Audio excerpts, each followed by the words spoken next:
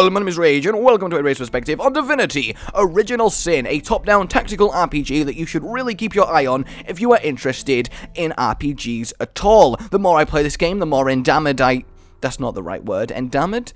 Endamored. That just sounds like someone who has been, like, trapped inside a dam and must be there for all eternity, screaming in fear and agony. Wow, this got dark real quick.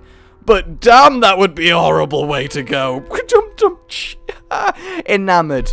Enamored is what I'm saying. This game has a lot of really cool mechanics and gameplay features that I really like and that I love having in RPGs, and some really unique original concepts, and I cannot wait to tell you about them. There is one flaw, maybe two, that I've noticed that are kind of big, but you know, I'll talk about these once I get into games. So without further ado, because let's be honest, we've had enough ado right now, I don't even know what I'm saying at this point, I'm going to jump into game, start a new game, show you character creation, and you will find out what Divinity Original Sin is all about. I'll see you in a minute. Okay everybody, here we are in character creation. Now, you can see at once something is quite different in Divinity. You have to customize both your characters before you can go in game. You're not just choosing a gender. Now, why is that? Why do you have to customize the male guy and the female guy? You know what? Running with it, and you will see why once we get in game. So, here we have it. You can change their armor from loads of presets. I imagine later on there will be more choices and different way to acquire these, but for now, you simply choose what kind of look you want to have. So I'm going to, what's the best look? You know what, I'm going to leave it as that one, because that one's kind of cool, and if I go to the male guy, I don't know why I'm even saying that, but I'm just going to accept it. I can change what he's toting as well, but I kind of like the sort of leather strappy look. I don't know why. Don't make assumptions. God! Alright, and then you got your colours and stuff. You know, your normal visual stuff. The gloves and stuff and boots don't change at the moment, but again, early alpha. Then you have to choose the starting archetype for that character. So, for example, the female guy here, I don't even care anymore. You can be a cleric, you can be a wizard, warrior, survivor, rogue, and knight. Knight is your tanky guy. Rogue is it's a rogue. You know what rogues are. Survivor is your hunter. You know what hunters are. Warrior, you know what your warrior is. You know, your berserker, double-handed weapon, killing everyone. You know what a wizard is. And cleric is your healer, so I like me some wizard action. And then for my male guy, I think I'm going to make him a melee class, and then you've got a kind of a balanced party. You don't really want two wizards, because while you'll do a lot of damage, you'll also be really quite squishy. So, should I make him a knight, who can do fear and courage and rush, or should I make him a warrior? I don't know, actually. He can do Dust Devil, Power Stance, Crushing Fist. You know what, I'm going to make him a knight, just because I kind of like how they interact with each other, having a wizard and a knight journeying on glorious adventures. Now, once you've chosen their archetype, you can assign their stats. It'll give you the recommended for the class that you've picked, so putting some in Strength, putting some in Constitution. For the purposes of showing you, I'll just leave it what it's defaulted to, because, you know, that's easier to do. Yay! Good. And then, once you've just chosen what stats that you want, there's a lot of customization. You can choose what abilities you want. So, for example, my wizard now has points in willpower, fire, water, air, and earth elementalist. You gain more points as you level up and can increase all these. And then if I go to my warrior, he will have the 4 points in warrior stuff. Now, if this looks like a lot of customization and stuff as you level up, you've not seen anything yet. You then have to choose their talents. You get 3 of these talents, and look at the bloody list. There is so many things that you can choose from that give you nice little boosts in a game. And of course, I'm going to leave this at the default as well, like Lightning Rod, Resist Stun, Silver Tongued. You can talk to, I imagine, oh no, Resist Ability being Silence, which is obviously good for a mage. Fleet Footed, increases your number of action points. Now, action points, you may think, what? I'll show you when we get into combat. So there's loads of little things like this that let you really tweak your characters to just how you want to play them and how you want them to fight and interact with NPCs and each other. Each other, you say? What? I like how there's been 3 things already in character creation that's probably got a what? And that's good. That is very good for a game to trigger that reaction at this stage. So, that's all that done. Let us hop into game. There's a knight and a wizard. Yes, I accept. I am done. Alright guys, here we are in game. This is where you spawn in. Instantly your characters are talking to each other through the use of text, which is already kind of neat that your 2 guys actually have banter and interact with each other. So, controlling your character, you simply click around where you want to go. If you click close to you, you'll walk. If you click far away, you'll start running. By default, the other person follows you who you're playing as. But if I at the top left was to click to Mr. Knight Guy, now the wizard will be following me and I'll be playing as him, which is, you know, a really neat feature. You can also break apart the 2 characters. I can send her over there if I want, and then I can switch to him and go over here. So you can imagine you can be very far away from each other in like a town to save having to run backwards and forth for quests. So I'll link them back together for the purposes of showing you what's going on. So, my abilities. For example, I could press free, cast my fireball, and just choose a random spot over there to show you the ability. Now, there's some really nice spell effects in this game, and they all do look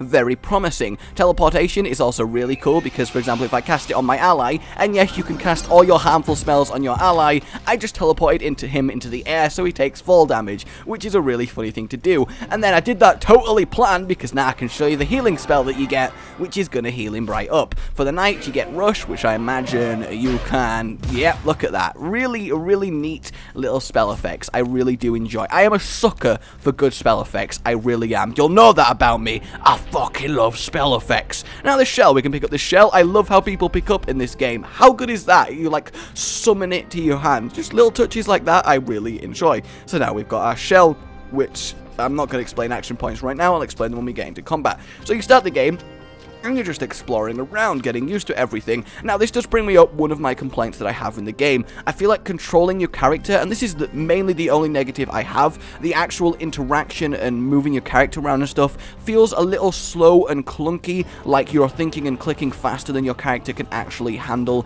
and react, like everything's just a little bit... Everything could be just a little bit smoother in how you control and move around, if you get me. Everything else is fine, honestly, but the actual moving around and everything just feels a little bit on the, I don't know, like, awkward side. It's hard to explain, really. It's just the feeling I get while actually controlling. But I wouldn't let that take away from the game, because everything else is really stellar. So if I press Alt, I can see the loot on the ground. Oh, a rain scroll. Awesome. And then I can get a Traveler's Journal as well. Now, if I go into my inventory and read the Traveler's Journal, there we go. Awesome. We've read the journal. We've updated. Now, our guys have exclamation marks on their head. Now, this is really cool, because imagine if I was playing co-op with someone else being this other character, which you can do. If I click on him now, you have cooperative dialogue where you and your characters can actually talk to each other with you picking their options, or if you're playing with a friend, they'll be picking your options, and you can actually have cool interaction and story between the two playable characters, which I think is really nice. So, can you believe this? This man jumped off a cliff at the behest of some statues, of all things. So now you're like, pure madness, who would commit suicide? Or you're like, no, I agree, he should have committed suicide. So I'm going to go pure madness, how could he commit suicide? And then on my male character, I'm going to agree. It's just a silly thing to do. So now we both get pragmatic because we've agreed on that he should have been more rational and not just jumped off a cliff, you know. And over here we have a crate, which you can obviously loot, as there are various things you can loot. But also, if you hold control, what you can do... No, not control. I can remember. I know this ability. It's good. It's fun. Oh, wait, no, you can't do that yet. Forget what I'm saying, honestly. I have no idea what I'm talking about. But can I blow up the crate? I'd quite like to blow up the crate. Yeah, you can blow up the crate. How awesome is that? That's really cool. So if I... Come on, there's got to be... Oh, and you also can just move stuff around. So, for example, there you go. I've moved it out of the ground. And then if I try and move it over there, I think it's kind of getting bugged a little bit on the... Come on, move. Well, you see this drag? Okay, I could assure you it does work. You can move objects. Hey, look, there we go.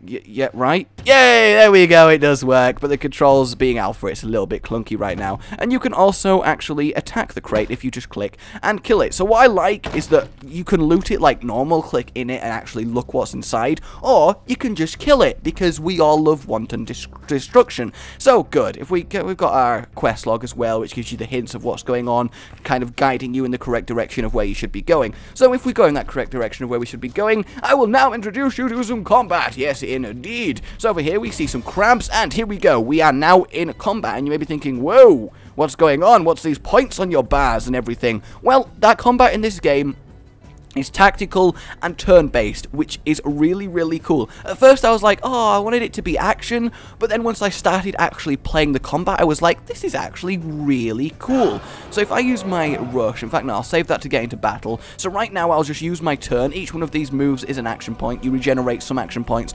after each turn, and you retain all the action points that you don't use. So now that it's her turn, I can move her a little bit closer, and then I have enough mana to begin casting the spell on the crab matriarch over there. So if I fire that over there, do a lot of damage, it's all good. Killed one of the mini crabs, and then instead of moving again, I'm going to conserve 3 of my ability points by ending my turn. Now it's the crab's turn to move. They're just going to move generally closer to us, and then the crab matriarch will do a more special ability because she's, you know, like a little mini boss type thing, although you do get much more impressive enemies. I can assure you this is the introductory enemy. So if I get a little bit closer, I can no longer cast Bull Rush, so what I'm going to do is just stand my way in between these two, so I can be sort sort of a buffer for the wizard character. So then I'm going to move a little bit over here and cast another flame spell at the crab. Now the thing is, if I, yeah, there it is. So you see how the two orbs hit something separate despite where I aimed?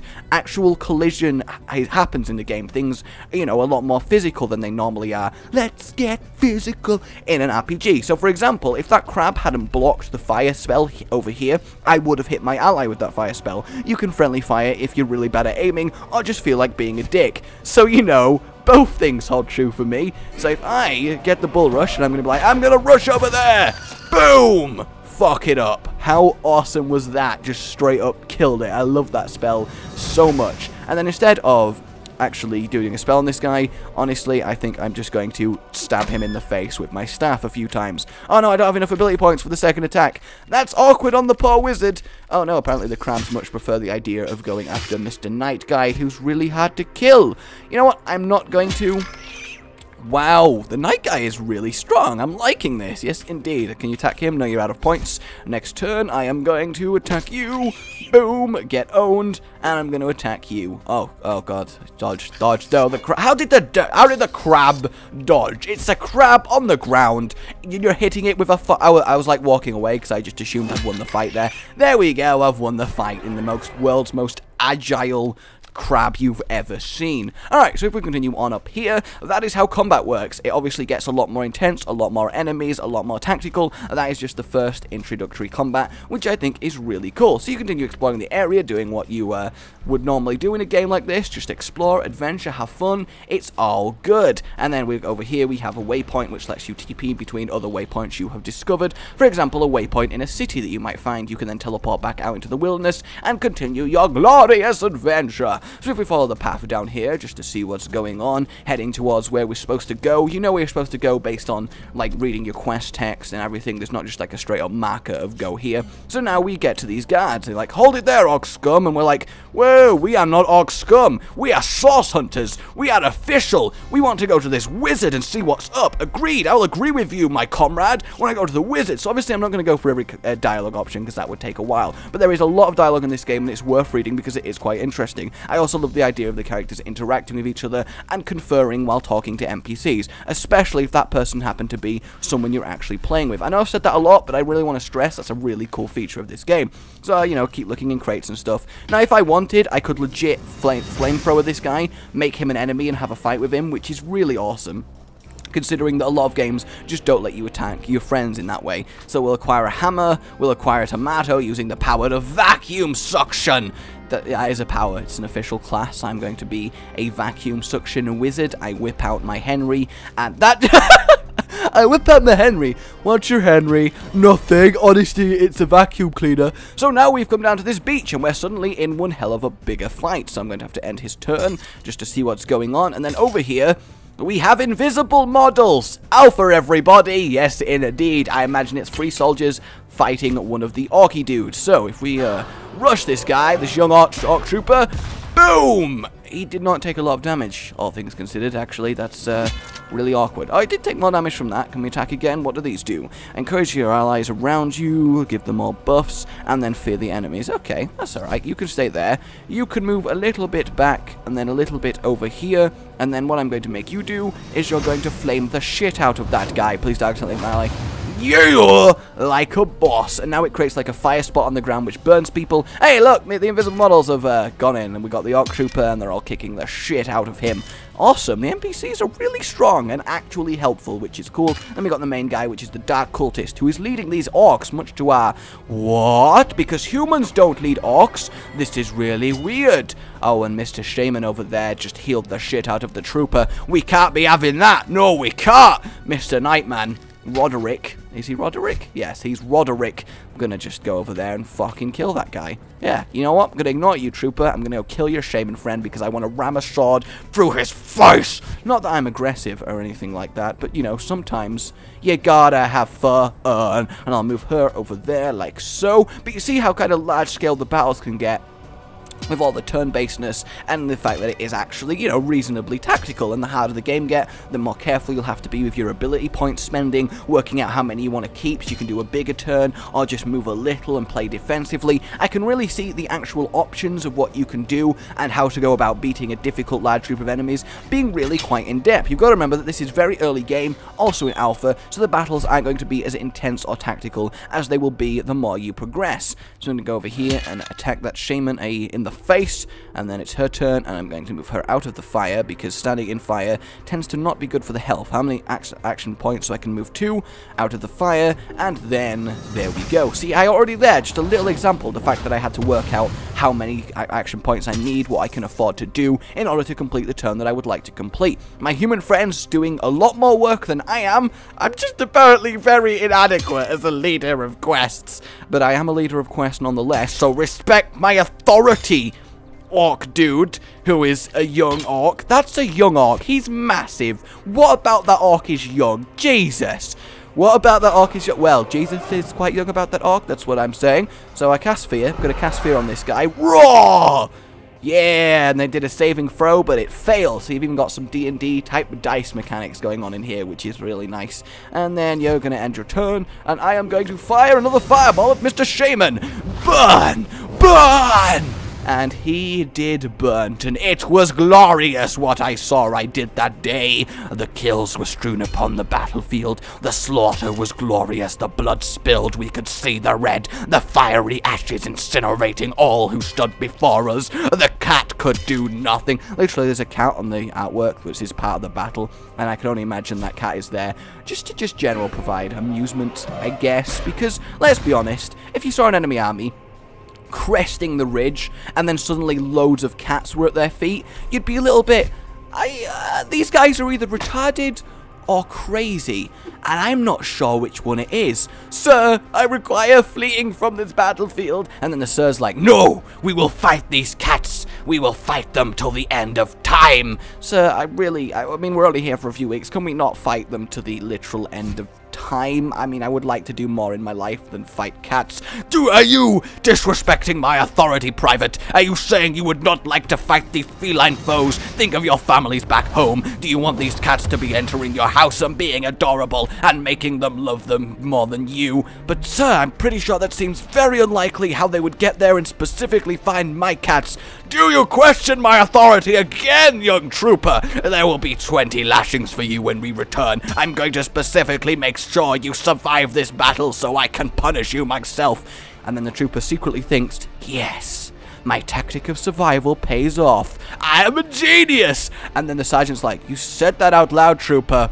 I'm going to kill you myself. And then the sergeant rams his sword through the trooper, and that's the end of the trooper story against the glorious cat battle. So that's Divinity Original Sin, everybody. So back to the game. Alright, we've won the fight, all is good, and loot has now dropped, and this brings me up to a good point. Loot in this game is fantastic because it's realistic. People drop what they were holding, what you would expect them to drop. This guy had a bow, and he died, and guess what? We got arrows and a short bow off him. Isn't that neat? Little touches like that make me love an RPG. There is nothing I value more in any given RPG than realism within context of the world, and that really, really does it for me. The fact that, like, you're not going to kill a turtle and have piles of loot spilling out of it. If a guy is coming at you with a sword and you kill him, you're going to be able to loot a sword off him, and I think that is really cool.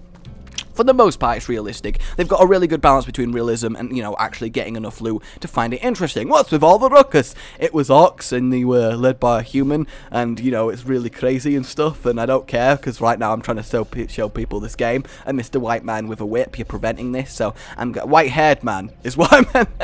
I'll take my leave, goodbye. We've learned things, we've updated our journal. Yay! New information has been updated. So now we know the orcs are attacking the beach, but led by a human. What's going on? And that's what I like. There's no clear go here, do this. It's a journey of discovery, a journey of, you know, finding what's going on, where you're best placed, choosing what you want to do and how to help the situation, which is really cool. Obviously, there's an overarching push in the right direction, but generally speaking, it's, you know, reasonably open. You actually have to use your brain when it comes to figuring out where you should go and what you should do. No just simple marker, follow this line, and you're good.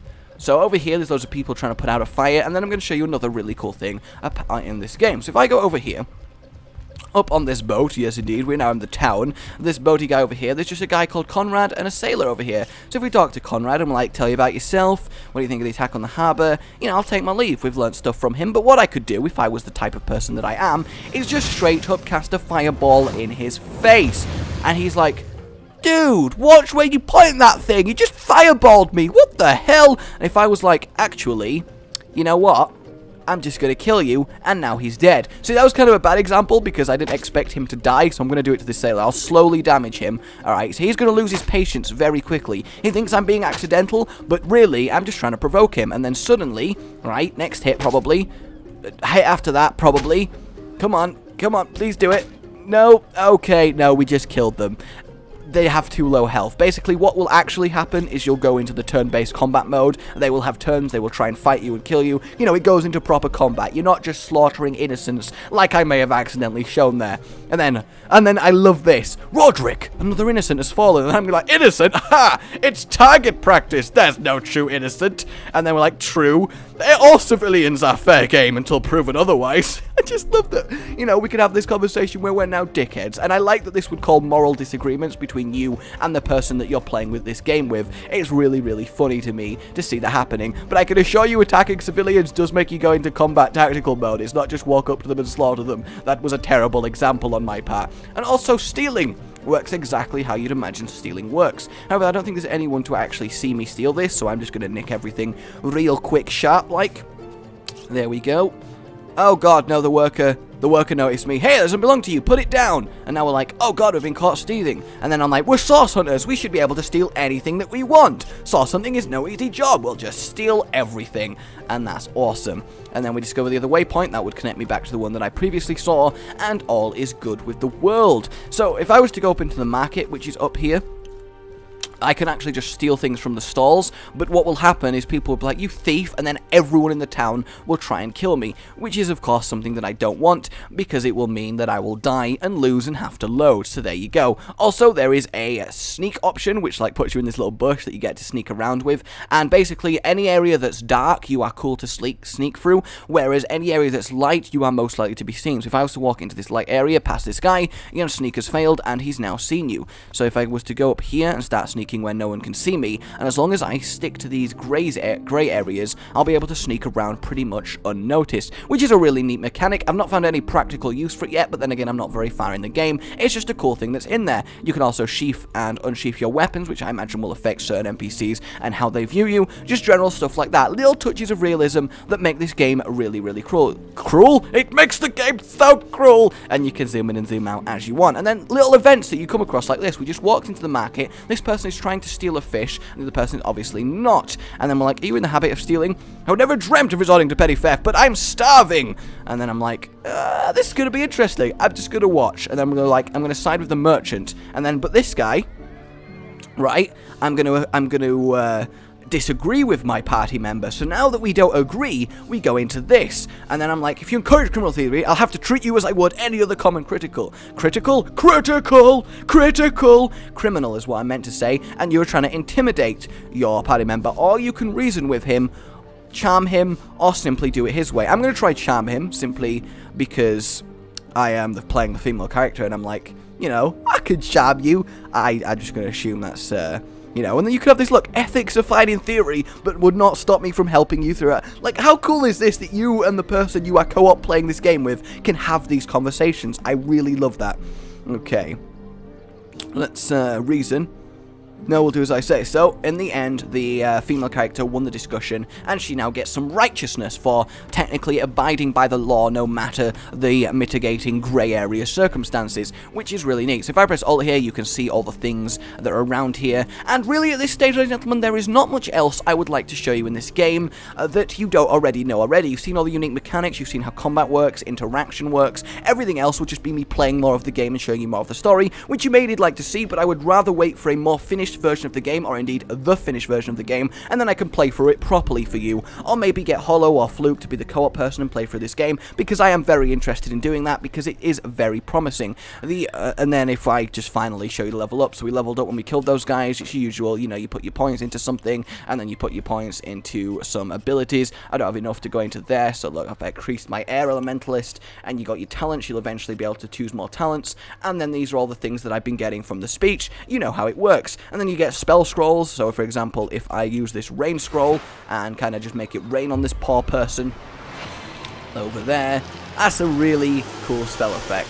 Look, now everything is wet, which I imagine will have, you know, interactions how you'd imagine it. But look, we've caused this entire area to now be stormy and rainy, and I just think that's really, really cool. And then I can choose a Fireball level 5 scroll, and I'm going to attack this guy over here, because, you know, why not go out with a bang?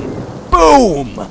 Look at the size of that explosion. That was fantastic. So, I'm going to try and steal something now. Look, this mug of water, it's mine. I stole it. And then this guy's like, guards, guards, this thief is making an attempt on my property. And now I'm like, shit, that was not supposed to happen. So, check out what happens. I'm now going to steal a healing potion. And they're like, no, guards, guards. So now the guards are running up to us. And once they get to us, combat. Now look at the top. We would literally have to defeat every single member of this crowd and the guards in order to win this. So what I'd rather do, okay, is simply flee from combat, which will put you to the nearest portal and you'll be okay.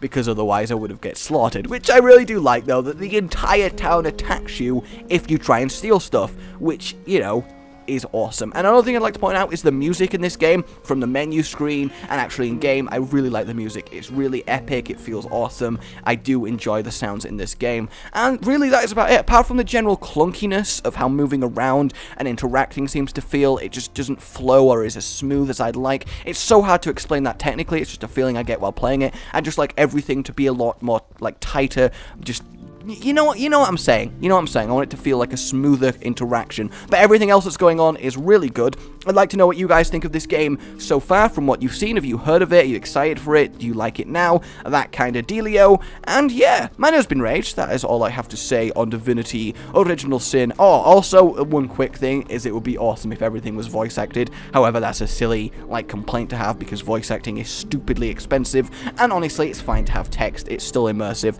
But I just have to say that voice acting, how cool would that be? Alright, good. My name has been Rage. Remember to like if you enjoyed this. I will see you all next time. A goodbye.